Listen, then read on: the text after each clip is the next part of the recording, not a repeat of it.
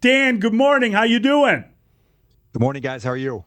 We're doing well, and we're kind of relieved, maybe some of us, to talk a little football this morning because the baseball kind of turned ugly at one point. Not sure if you followed. I followed. Yeah, I and you were probably pleased. Everyone is apparently. Only Mully miserable. But Sorry I'm about that, Mully. I'm just kidding. It was a newsy day considering there was really no news. But we got you got a new defensive end, and we got an update on the running back, and I'm not sure which one is the better story. Nor am I. I mean, look, like this is training camp, and there's always a lot of roster mechanics and things happening and developments when you least expect them. Obviously, a very, I guess, discouraging is a maybe too strong of a word. Development with Kyle Monangai on Sunday, and an unfortunate accident where he ends up hurting his knee in a little tangle up / collision / whatever you want to call it with Grady Jarrett. And now you have to test your backfield depth a little more and figure out what the severity of that is. And on defense, you're seemingly consistently trying to find healthy bodies and guys that you think can elevate this defense to a level that'll allow this team to compete at the highest levels this year. And so a lot of mixing and matching and a couple big weeks coming up here with these joint practices in Cincinnati and Tennessee the next 2 weeks. Dan, I know you pay attention to this stuff closely. So whether it's Kobe Bryant or now Kyle Monangai, how do you explain, or what is the biggest reason, do you think, why these initial reports of injuries are suggesting they're not as bad as they turn out to be? Yeah, I don't know, David. One of the things that has always, I guess, flustered me over the years covering the league is how secretive teams and organizations want to be with injury intel. It's never made a ton of sense to me on why, when you have information, you don't just let it be known so that there isn't as big a confusion as there is out there.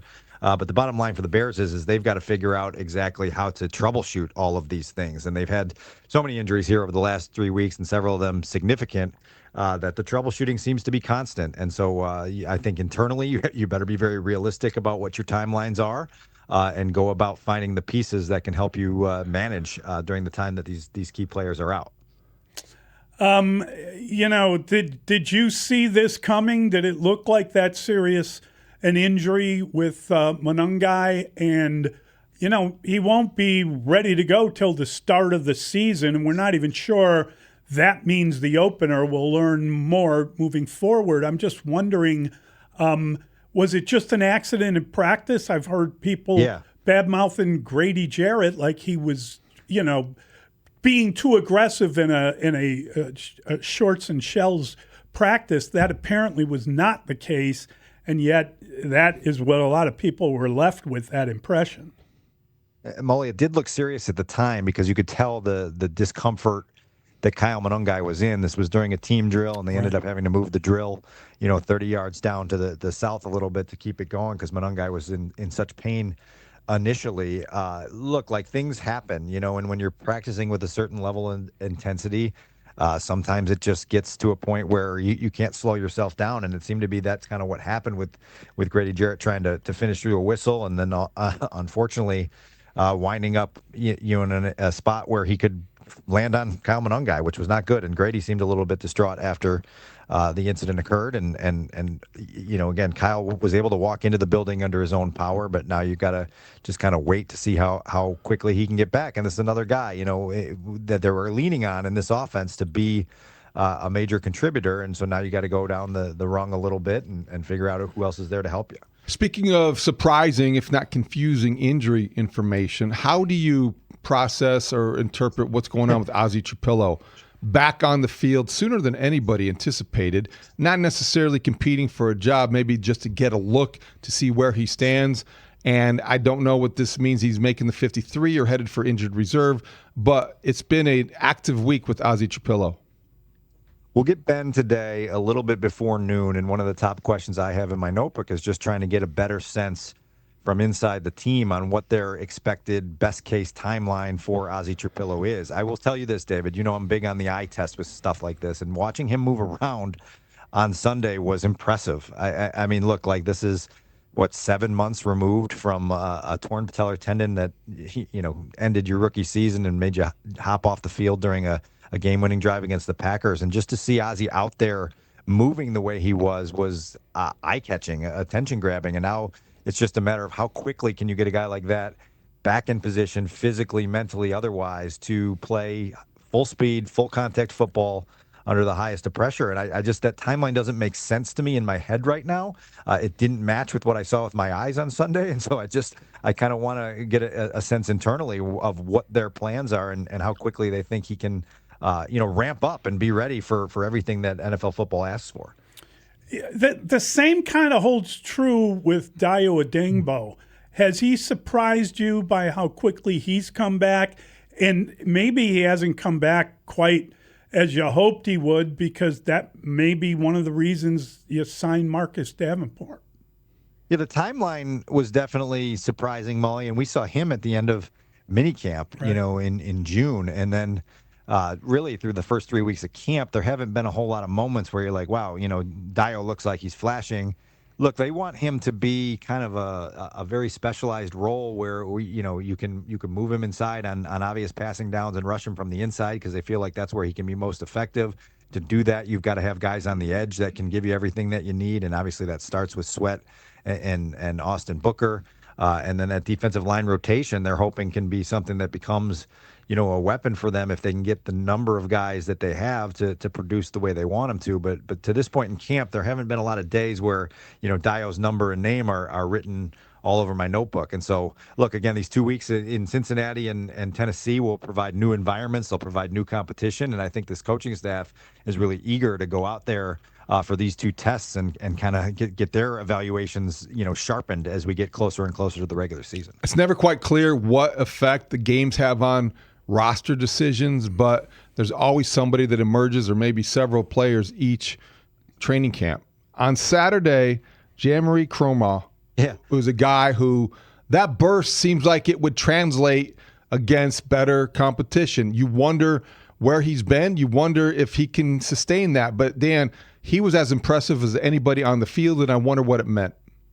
Well, I'm glad you mentioned that, David, because the one thing that stood out to me post-game with Ben was just how sort of enthusiastic and excited he seemed to be about the way Croma performed. And really, he said there were a lot of things that he was showing us through the spring and summer here that said, okay, this is a guy that's taking the coaching, applying the coaching, and seems ready, but now you want to see it pop in situations that matter. And in a game on Saturday, he gets a strip sack, recovers the fumble, gets another sack later in the first half, and really gives you some production now to go further those discussions when you're trying to figure out who deserves roster spots. Now, there's still, again, 2 more weeks of this, and consistency is a big deal for this coaching staff and most coaching staffs. And so you want to see guys stack performances like that. But certainly when you're able to turn the head of the head coach and assume presumably the position coach as well, now you've got yourself a little tailwind to use as the rest of August progresses. And so I thought Croma was one of those guys Saturday that certainly had to leave Soldier Field feeling better about what he was able to show.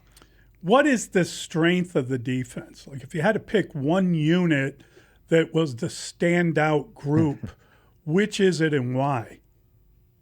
You wanted it to be the secondary. You felt like walking into camp that was going to be it. And then the Gordon and the Bryant injuries set you back there. And so now I think it is a TBD situation, because you just don't know how these other guys are going to step up, whether it's a safety on the back end, whether it's a nickel corner that might be a rookie, and how are you going to bring along Dylan Thieneman? How are you going to get the production that you need out of Tyreek Stevenson in a contract year? Is Jalen Johnson, right, the player that we know him to be? And so those are big question marks that still need to be answered. If they're answered positively, I think the secondary again emerges as your front runner, as the strength of this defense. But with everything that's developed here in the last month, you can't say that with the type of confidence that you wanted to this close to week one. It's murkier than ever, Dan, but I think you're good at cutting through things and telling us some clarity if it exists. Kyler Gordon, they don't sound like a regime that's in any sort of patient mode. They don't sound like they're waiting for him to come back, or they're going to miss him if he's gone. What's next for Kyler Gordon? Zero clue. And I think that's probably the same answer you get from the people that matter inside the building. I think there's a lot of frustration. I think there's a lot of, as you just said, David, we can't wait around.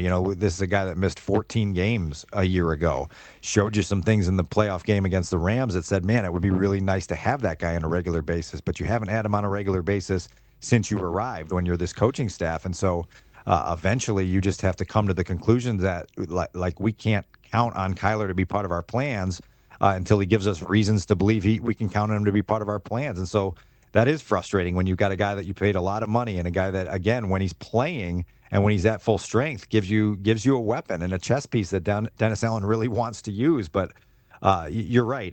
Murky's an okay word for it, and frustrated is certainly, I think, probably the operative word for this whole situation at this point. Any idea what he's aiming for? I mean, does he have a timetable in his head? I'm sure they want him on the field like weeks ago, but I'm just curious, what's he waiting on? It's a great call, and I know my podcast partner Mark Grote stopped to talk to him for a couple minutes in the locker room on Saturday afternoon, and Kyler sort of indicated he'll have more to say when he has more to say it. And so we're all waiting on pins and needles to kind of hear what he has to say and what exactly is going on and why has this dragged out and why has this been really, a 16-month issue at this point or whatever it may be. It's too long. And you hear Ben talk all the time about trust and building trust, not only with the coaches, but with the teammates that you're playing with. And the only way to do that is to play with them. You know what I mean? And so there's been a big window here missed of opportunity to build trust with both the coaches and the players that you're around on defense. And so who knows where this thing turns next. And Dan, Take the North had the latest podcast, had a good interview with Mark Grote and Kyle Monangai in the locker room after Saturday's game. Just curious what your view is of Monangai.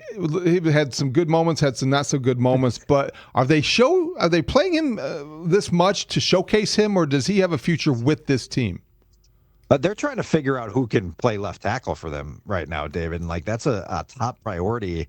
And I think you described the entire competition there when you said there's some good moments and some not so good moments. Feels like it's been that way with all of these guys here, whether it's Karan, whether it's Jedrick Wills, whether it's Braxton Jones when he's healthy.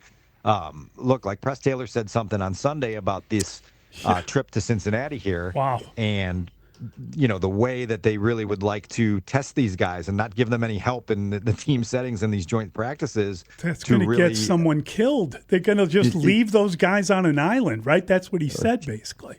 No doubt. And Caleb's wearing the orange jersey, and so the hope is that, like, we're going to test these guys in one-on-one settings and see who's most reliable and most consistent. Wow. And we've got to figure out who's going to start for us in week one. And I feel like we're on year two of, we'd like to know sooner rather than later, and later keeps knocking at the door every single time. And so they've got to figure this out quick, fast, in a hurry. And even if Braxton is healthy, he seems like the front runner. But when you go back through his medical chart over the last several years, there's a little bit of something all the time that leads you to believe that you better have a plan B ready at all times also, because he just hasn't been consistently available for the longest of stretches. And so that's part of the storyline on his scouting report as well. Great stuff, Dan. Thanks a ton. Great catching up with you. Thanks, Dan. All right, guys, enjoy the baseball talk the rest of the morning. We will. We will.